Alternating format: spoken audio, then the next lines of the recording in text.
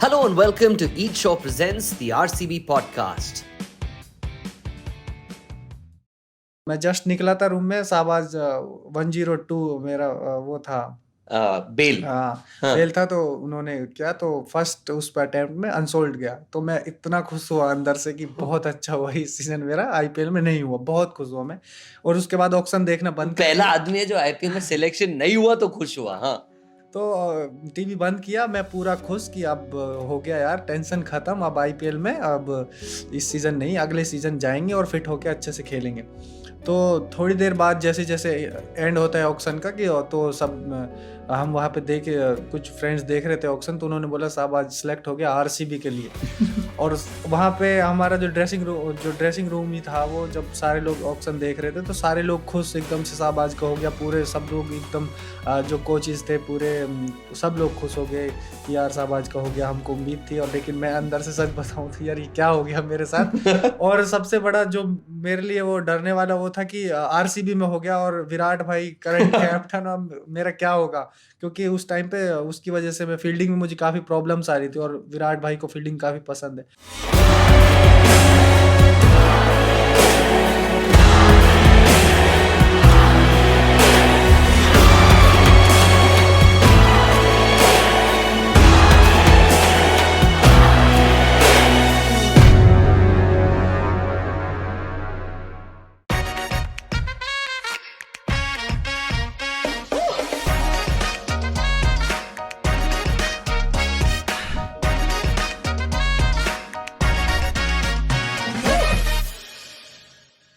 Hello and welcome to the RCB podcast. My name is Danish, and today to discuss game-changing moments, I have with me a game changer truly, Shahbaz. Shahbaz, hi and welcome to the RCB podcast. Thank you.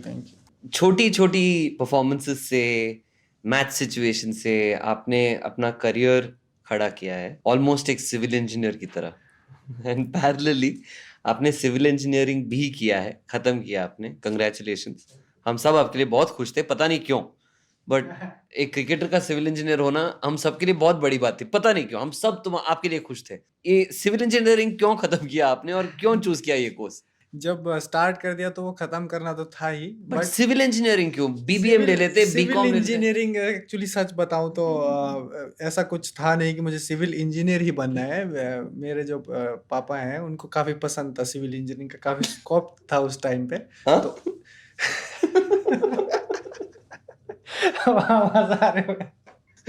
क्या? तो पापा को civil engineering पापा को civil engineering पसंद थी। उनको उन्होंने पढ़ा है? हाँ उन्होंने पढ़ा है। मतलब उन्होंने सिविल नहीं, इंजीनियरिंग पढ़ा है। इंजीनियरिंग नहीं की, उनका अलग पढ़ाई थी। तो उनका सपना क्रिकेटर एंड सिविल उनका इंजीनियर। सपना नहीं बोल सकते, उनको पसंद था कि सिविल इंजीनियरिंग में सिविल इंजीनियरिंग काफी पसंद था उनको। हाँ। तो इसलिए शायद मैं सिविल इंजीनियर बना।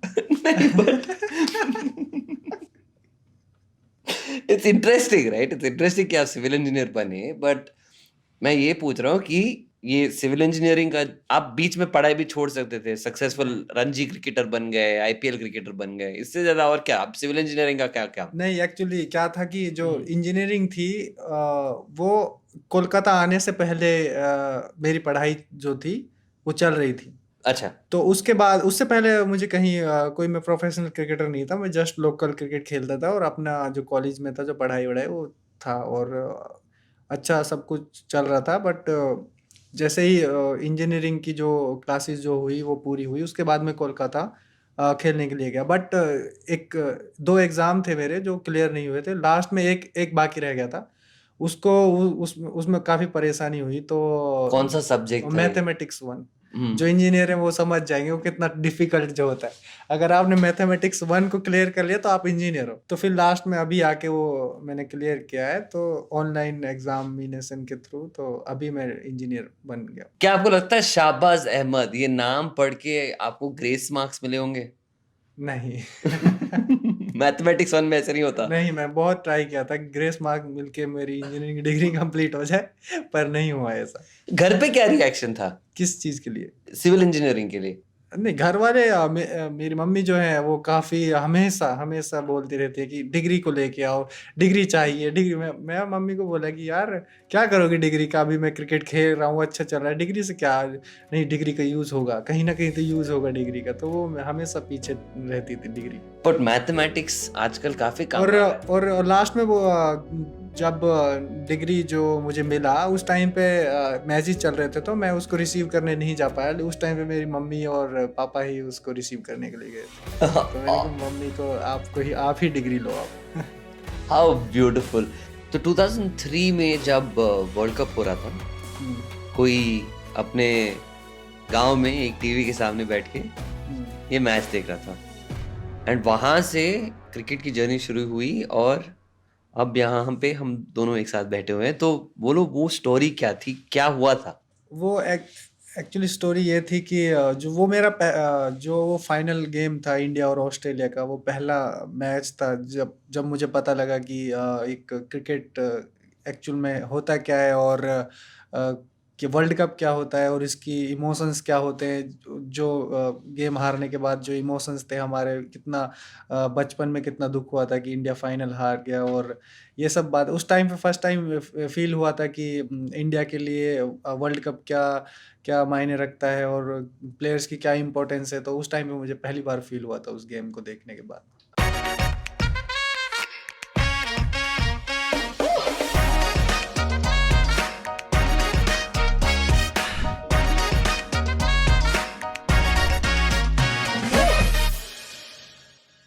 और डिसाइड किया उस दिन बैट्समैन बनना है कि बॉलर बनना है, क्योंकि 2003 में तो ऑस्ट्रेलिया ने बहुत पेला था हमारे बॉलर्स को।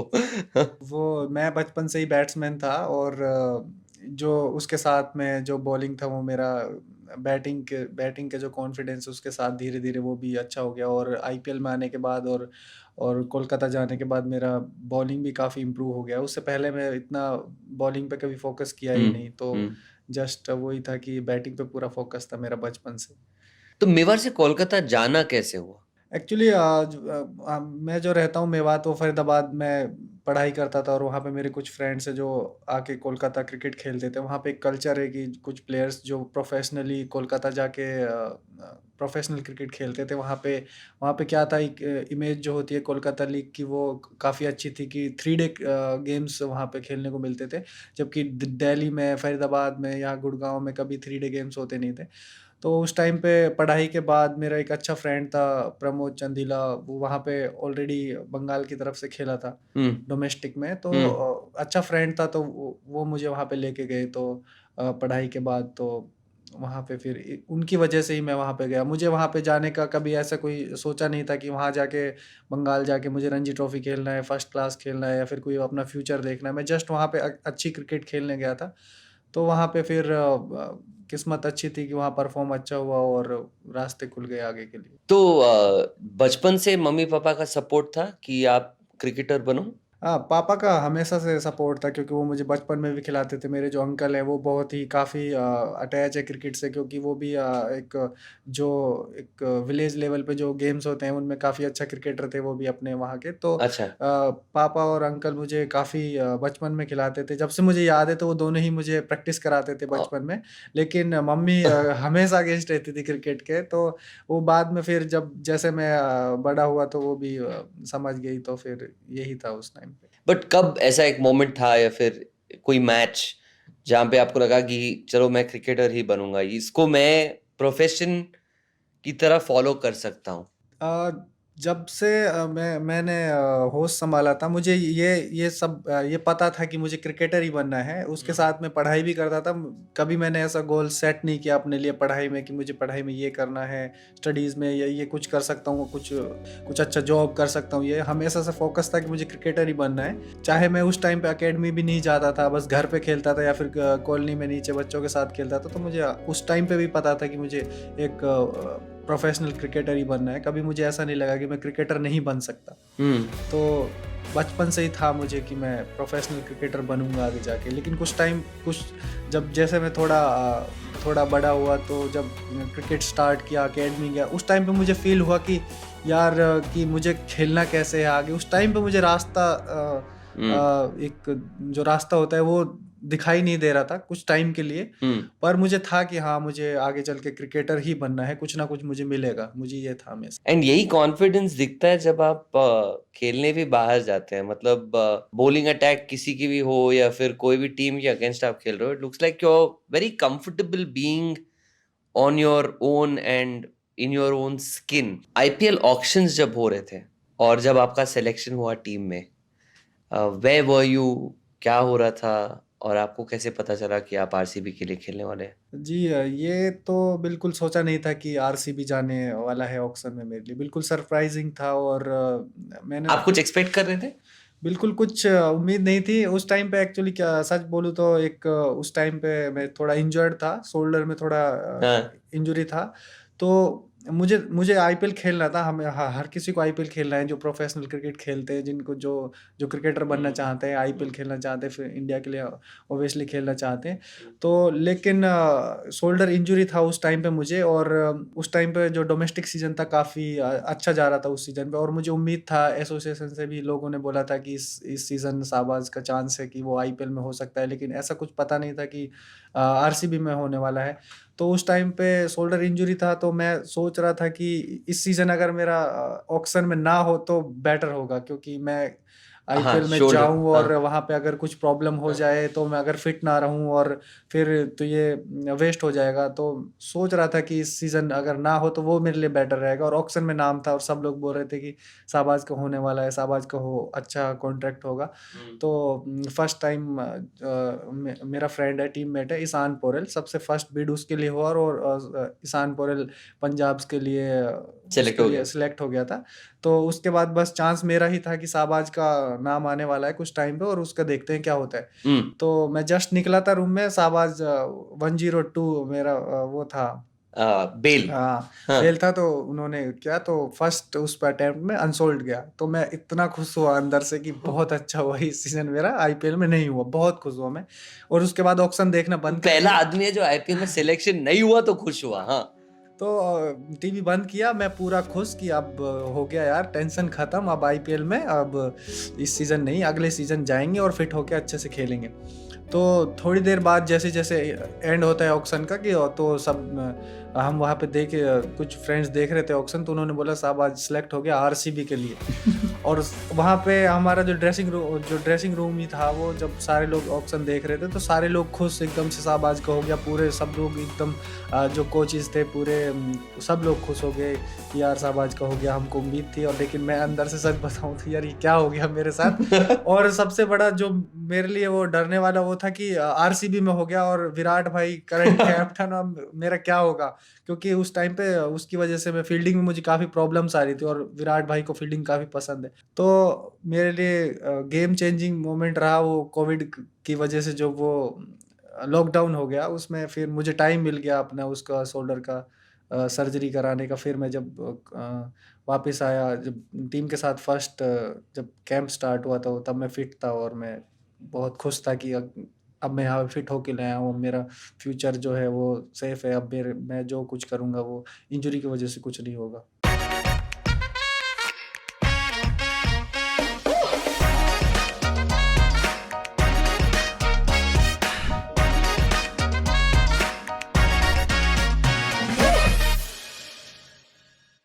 आपके कोच अरुण लाल ने कहा था कि आप कोलकाता टीम की जान हो, and you had quite a good season and quite a good run with the Ranji team there.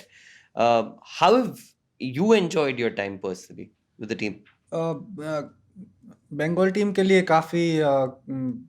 काफ़ी इंजॉय किया उनके साथ, उस टीम में खेलना, क्योंकि वहीं से जर्नी स्टार्ट हुआ है। और मैं थैंक्स कहना चाहूँगा जो एसोसिएशन है हमारी, जो उन्होंने मुझे चांस दिया वहाँ पे खेलने का, क्योंकि एक डायरेक्टली रणजी ट्रॉफी किसी प्लेयर को खिलाना काफ़ी डिफ़िकल्ट होता है, क्योंकि उससे पहले अंडर एज जो क्रिकेट होता था वो मैंने खेला नहीं है।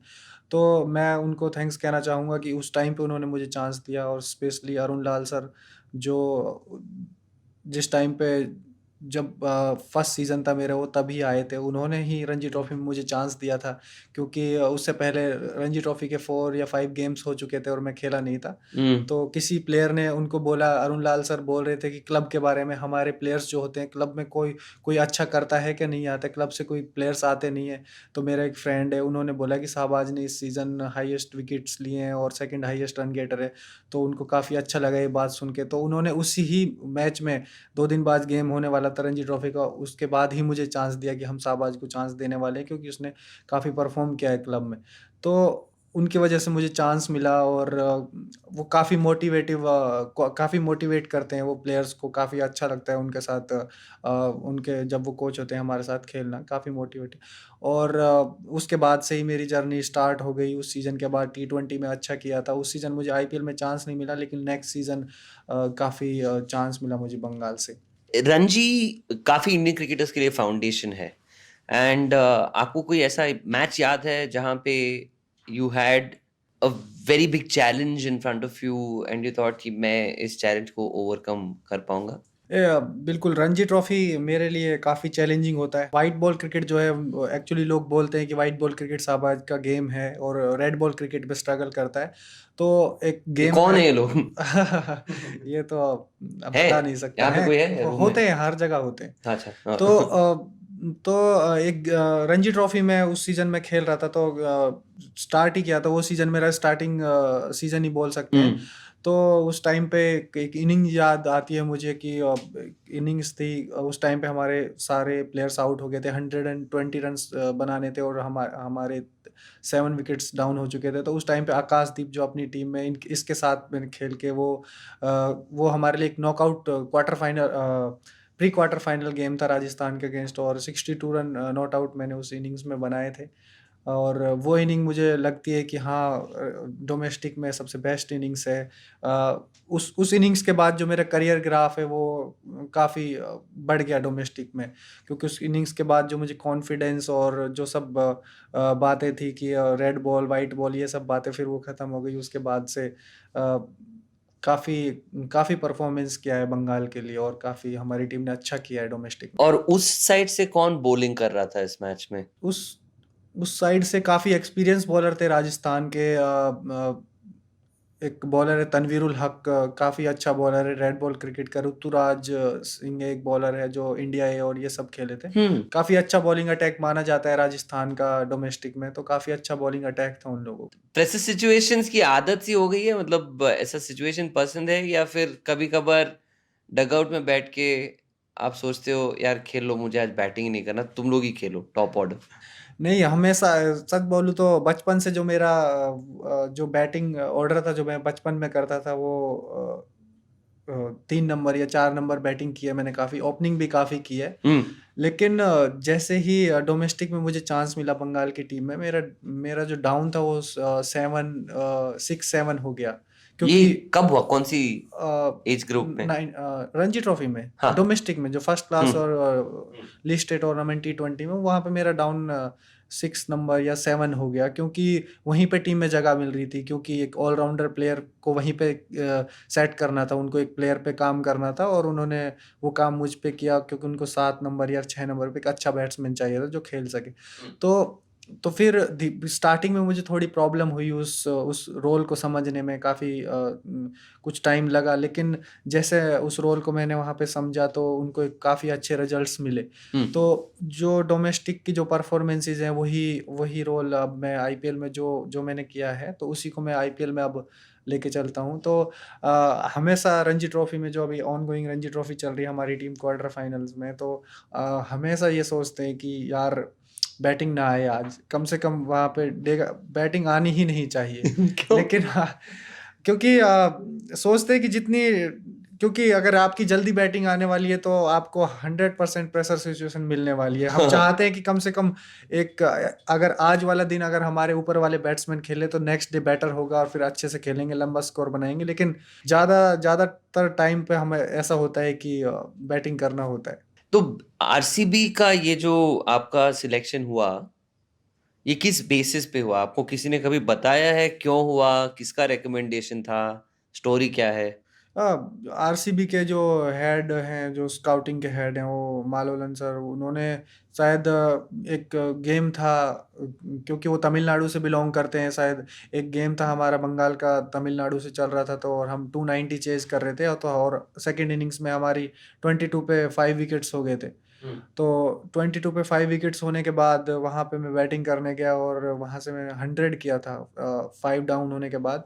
शायद उस गेम की वजह से मुझे इंडिया ए में भी चांस मिला था, देवधर ट्रॉफी में, क्योंकि वहाँ सेलेक्टर्स आए हुए थे। तो शायद वो गेम हो सकता है कि गेम चेंजिंग हो सकता है आईपीएल के लिए। उन्होंने उस इनिंग्स में कुछ ऐसा देखा हो कि शायद कुछ है इस प्लेयर में और इसको हम चांस दे सकते हैं कि 7 नंबर पे नीचे आके बैटिंग कर सकता है प्रेशर सिचुएशन में। और तमिलनाडु का तो सभी को पता है कि कितना अच्छा कर रहा है वो, डोमेस्टिक में अच्छी टीम का अगेंस्ट रन स्कोर किए। उस मैच में बॉलिंग भी अच्छा हुआ था, शायद एक ऑलराउंडर उन्होंने देखा उस मैच में। हम लोगों को 35 रन्स चाहिए थे 24 बॉल्स में, एंड आप 15th ओवर में आए and you change the game for RCB, and this was 2021।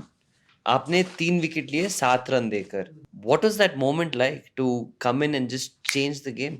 Actually सच बात बोलूँ तो जो दिमाग में जो चल रहा था उस टाइम पे, वो मैं बताना चाहता हूँ आपको, क्योंकि उस एसआरएच में डेविड वार्नर उस दिन बैटिंग कर रहे थे, और जो विकेट जो था वो काफ़ी हेल्पफुल था स्पिनर्स के लिए। और राशिद खान ने और जो उनके जो स्पिनर्स ने जो बॉल डाला था, सबको पता था चेन्नई में वो मैच चल रहा था, काफ़ी स्पिनर्स के लिए हेल्प था उस विकेट में। और मैक्सवेल ने इतना अच्छा बैटिंग किया था, और हमने 150 तक गेम को 150 का टारगेट उनको दिया था। तो डेविड वार्नर इतना इजी बैटिंग कर रहा था सेकंड इनिंग्स में, और लेफ्टी बैट्समैन था, तो मुझे विराट भाई ने बॉल का इतना मुझे मौका मिला नहीं उससे पहले। और वो इजी रन बना रहे थे, 90 पे शायद 2 था उनका, कुछ ऐसा 100 पे 2 था कुछ।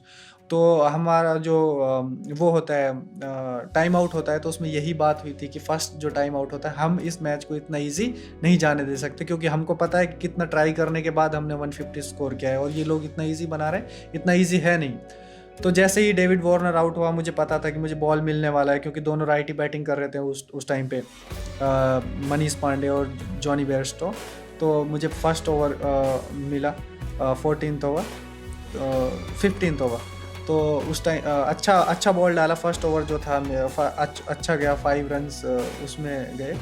तो लेकिन सेकंड ओवर्स का मुझे उम्मीद नहीं था कि मुझे सेकंड ओवर मिलने वाला है, क्योंकि उसके बाद टाइम आउट हुआ, और उसमें बात चल रही थी कि क्या कर सकते हैं। तो मुझे विराट भाई ने बोला कि तुमको नेक्स्ट ओवर डालना है, तो मैं खुद डरा हुआ था कि यार 17th ओवर मुझे दिया, इससे पहले मैंने कभी डाला नहीं है, और सामने प्रेशर सिचुएशन है, और करना क्या है, या तो इस ओवर में रन बन जाएंगे, या फिर मुझे खुद श्योर नहीं था कि मुझे करना क्या है। लेकिन एक प्लान जो दिया था श्री सर ने, और जो कैप्टन ने बोला था कि आप इधर बॉल डालोगे तो इस विकेट पे मारना मुश्किल है, तो पहला ही बॉल पे जॉनी बेयरस्टो का विकेट मिला, तो कॉन्फिडेंस आया कि हाँ ठीक है, ये ओवर मैं अच्छा डाल सकता हूँ। नेक्स्ट बॉल पे अगेन मनीष पांडे भी आउट हो गए, तो वहाँ से तो मुझे पता था कि अब इस ओवर को और अच्छा बनाना है, बिल्कुल रन इसमें देना नहीं है। तो लास्ट बॉल पे अब्दुल समद भी आउट हो गया, तो वो एक गेम चेंजिंग मोमेंट बन गया उस मैच का, और वो पूरा गेम ही चेंज हो गया उस ओवर से, जिसके लिए मैं खुद ही सरप्राइज था कि ये ओवर मुझे क्यों दे रहे हैं कैप्टन।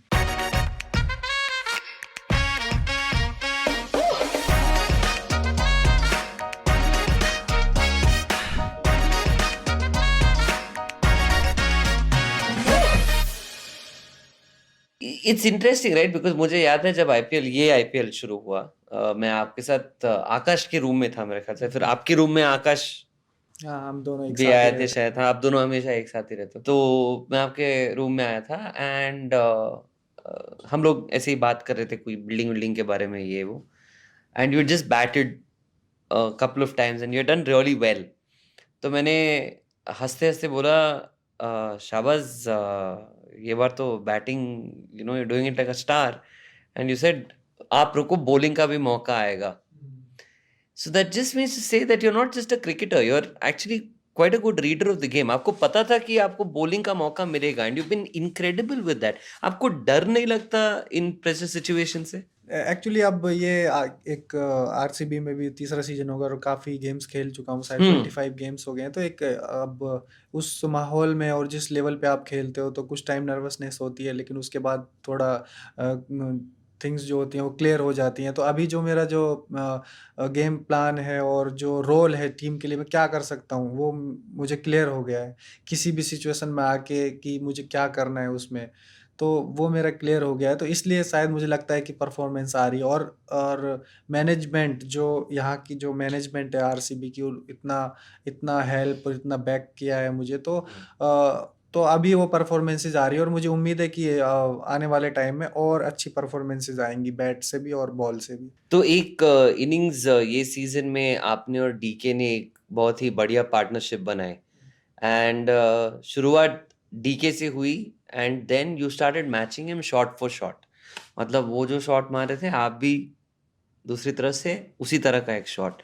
आप दोनों के बीच में बातचीत क्या हुई थी बीच में? बातचीत यही होती है कि जो डीके भाई है उनके साथ मैंने कभी बैटिंग किया नहीं है उससे पहले, तो उनको देखा नहीं, एक्सपीरियंस नहीं है क्या कि डीके भाई के साथ बैटिंग कैसे वो बैटिंग करते हैं एक्चुअली, उनके साथ बैटिंग करने से क्या कर सकते हैं। तो जैसे ही वो बैटिंग करने आए और जैसे ही जिस फॉर्म में वो है इस सीजन, जो सब लोगों को पता है जिस फॉर्म में वो है, वो सब लोग देख रहे हैं, उसके बारे में मैं बात भी नहीं करना चाहता।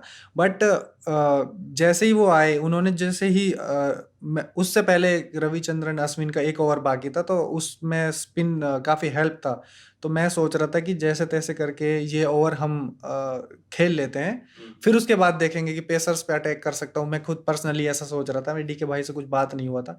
लेकिन जैसे ही उन्होंने अश्विन पे जो अटैक किया उस ओवर में, उन्होंने उनको 2 सिक्स मारे, 3 बाउंड्रियाँ मारी, उसके बाद पूरा मोमेंटम ही चेंज हो गया। उसके बाद मैं समझ गया कि मुझे इस प्लेयर के साथ जस्ट खेलना है, जस्ट खेलना है, मुझे कुछ करना नहीं है। और उन्होंने भी मुझे यही बोला कि तुमको बस खेलना है और गलत शॉट खेल के अपना विकेट नहीं देना है और पॉजिटिव इंटेंट से बैटिंग करना है। तो मेरे काफ़ी नॉर्मल हो गई फिर वो सिचुएशन मेरे लिए। और फिर उस टाइम पे उनके साथ बैटिंग करना और परफॉर्म करना, फिर वो मैच हम जीते, तो काफ़ी काफ़ी कॉन्फिडेंस बूस्टिंग था मेरे लिए वो उसके बाद। ये वही मैच है जहाँ पे आप डीके भाई को पहचानना भूल गए?